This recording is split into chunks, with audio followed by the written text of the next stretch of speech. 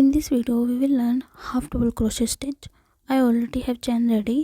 अगर आपको चैन बनाना सीखना है तो please check my previous video. So back to half double crochet. In this stitch हमें फर्स्ट एंड सेकंड चेन को छोड़कर थर्ड चेन से स्टार्ट करना है. तो सबसे पहले हमें करना है yarn ओवर. अब हुक को चेन में इंसर्ट करके एक लूप बाहर निकालना है. Now again yarn over and pull through all 3 loops. ये हमारा फर्स्ट हाफ डबल क्रोशे है. I will show you few more stitches. We just have to repeat the same steps.